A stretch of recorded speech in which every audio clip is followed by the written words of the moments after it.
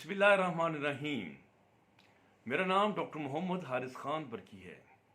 अल्लाह के फजल से लाखों लोगों का साइकेट्रिक और सेक्सुअल कोच हूँ। सेक्स के सिलसिले में एक प्रॉब्लम जो बहुत ज़्यादा मुझे रिपोर्ट हो रहा है वो हो रहा है लो लिबिडो, यानी कि लॉस ऑफ डिज़ायर, सेक्स करने की ख्वाहिश की कमी। जब हम बचपन में थे तो दिमाग पे चढ़ा रहता था सेक्स दिन रात, तो हम कभी सोच भी ना सकते थे कोई ऐसे लोग भी होंगे दुनिया में जिनमें सेक्स करने की ख्वाहिश ही ख़त्म हो जाए। लेकिन जब इस फील्ड में आए हैं तो पता चला कि ऐसे लोगों की कमी नहीं है। और बहुत लोग कंप्लेन करते हैं कि उनको अब वो चीज़ जिसके पीछे कभी बचपन में लोग मरे जाते हैं आज उनके सामने भी हो तो वो कहते हैं हमें इसकी ज़रूरत नहीं है, हमारा दिल ही नहीं करता, हमारा जी उठ गया है। तो आज हमने ये देखना है कि ये लोगों का जी उठ क्यों जाता है, ये चक्कर क्या है कि एक अल्लाह ताला का इतना बड़ा नेमत है जो कि बादशाह से लेके फ़कीर तक अल्लाह ताला ने दी है सेक्स, और उसके एंजॉयमेंट का लेवल भी सबको इक्वल दिया है। बादशाह भी उतना एंजॉय करता है और एक फ़कीर भी उतना करता है। तो एक उस नेमत से लोग क्यों मुंह मोड़ लेते हैं और कितनी बड़ी ये अल्लाह ताला का कुफराने नेमत है एक किस्म का। तो आज हम डिस्कस करेंगे कि लॉस ऑफ लिबिडो जो है ये क्यों हो जाता है।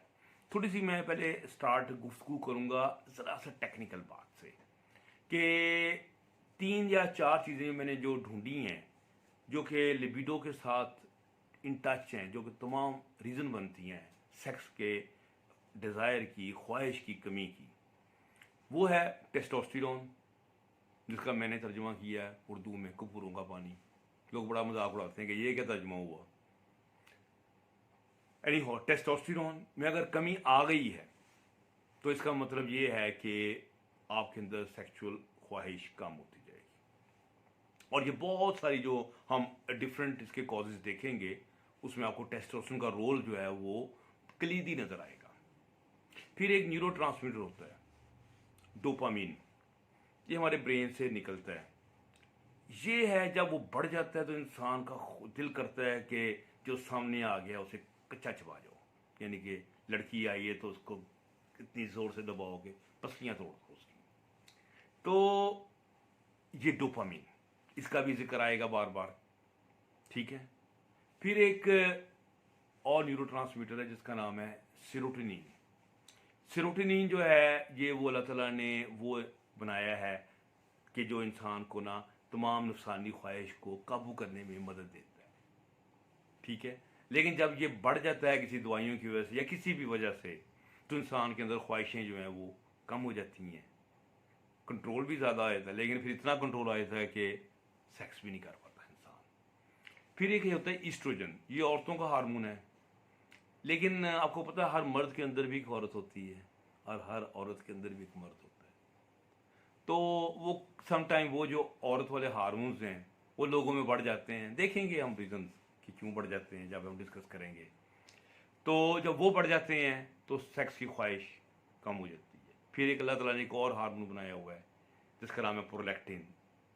जब हम सेक्स करते हैं और डिस्चार्ज हो जाते हैं तो हमने देखा है ख्वाहिश एकदम ज़मीन पे जाके लगती है, ख़त्म हो जाती है। क्यों?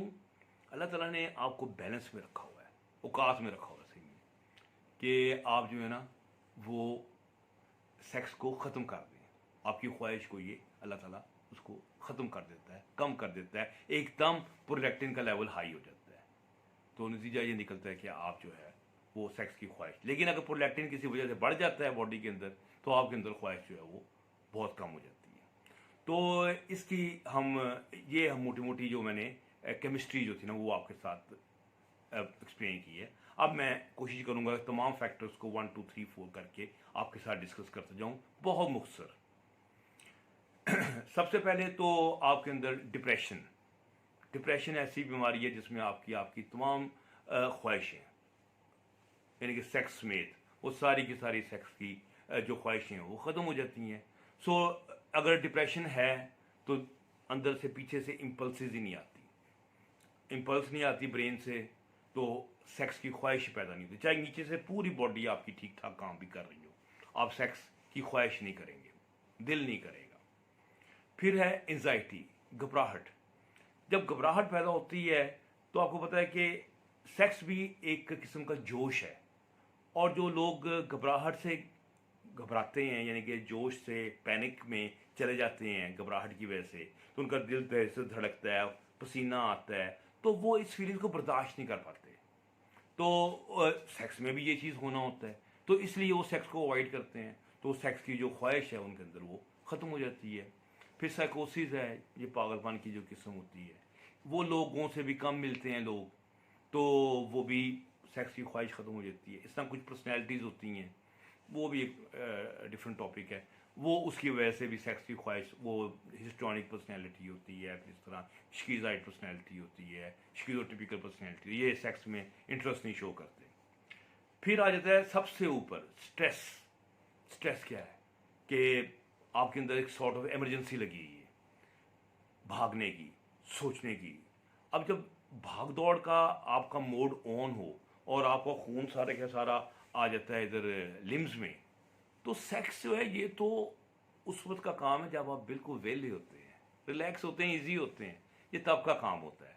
तो स्ट्रेस की हालत में सेक्स का डाउन जाना लाजम। और मेरे पेशेंट का भी मुझे फ़ोन आया जो कि बता रहा था 18 घंटे वो चला रहा है ट्रक, तो कहता मेरा दिल नहीं करता सेक्स करने का। मैं कहा यार क्या तुम्हारा दिल करेगा, मुमकिन ही नहीं है, तुम तो सेक्स की सारी एनर्जी वो ट्रक ड्राइविंग पे लगा देते हो।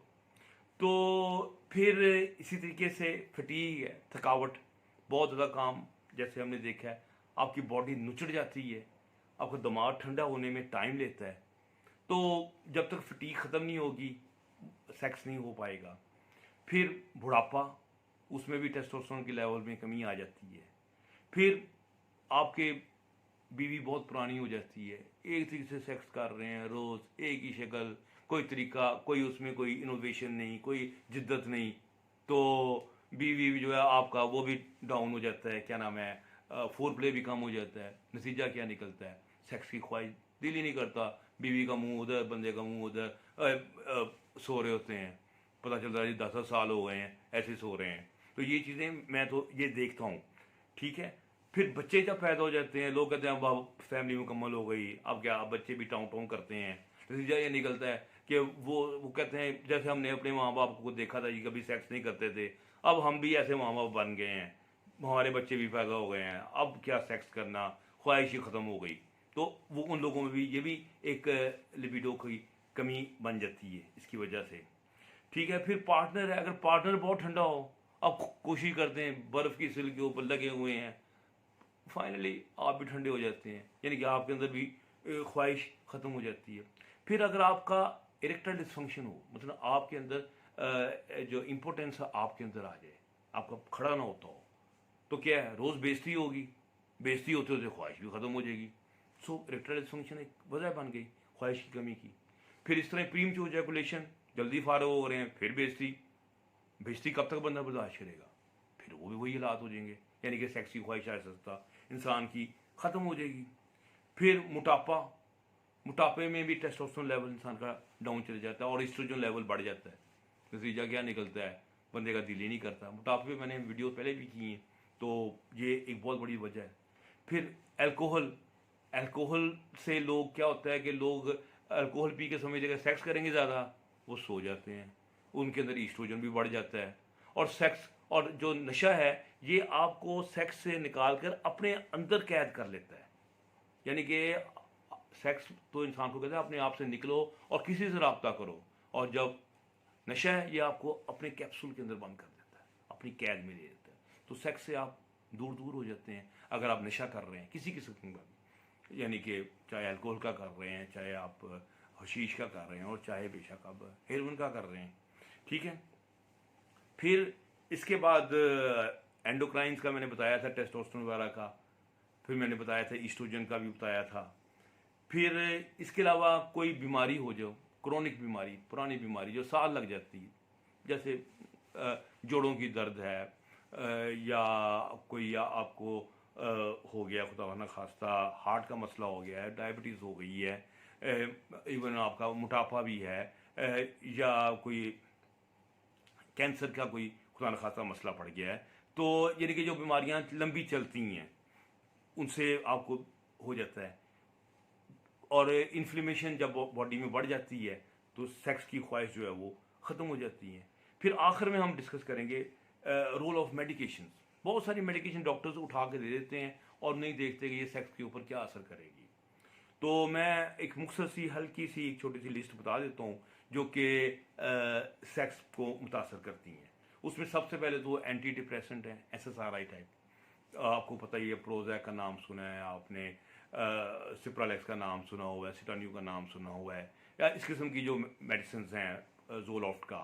फिर इसके अलावा एंटीसाइकोटिक होते हैं जो कि आपको पता है शिज़ोफ्रेनिया में देते हैं, वो सेक्स को ख़त्म कर देती हैं। फिर आपकी ब्लड प्रेशर की दवाइयाँ हैं, ख़ास तौर पे उसमें इंड्रॉल और टिनॉर्मिन, और फिर जिनके साथ थायजाइड होता है एक चीज़, जिस मेडिसिन के साथ को लगाओ ना, को इजी डे, को फलाना, वो इसका मतलब है उसके अंदर एक ख़ास दवाई है जो थायजाइड है, वो भी आपके टेस्टोस्टेरोन को के सब मुकाबले में आ जाती है। नतीजा यह निकलता है कि वो सेक्स की ख्वाहिश जो है इंसान के अंदर उससे कम हो जाती है। फिर वॉमिटिंग की दवाइयाँ हैं, बड़ी आपने सुनी होंगी, जैसे मोटिलियम है, बच्चा जानता है मोटिलियम गोली, वो फिर ये एंटीसाइकोटिक ही है, उसी ग्रुप से बिलोंग करती है, डोपामिन को कम करती हैं। सो ये अगर इंसान लोग ले रहे हैं कि जनाब मेरा हाजमा ठीक रहता है, मुझे गैस निकल रहती है, तो गैस तो निकल जाती है लेकिन नीचे से बंदे की वो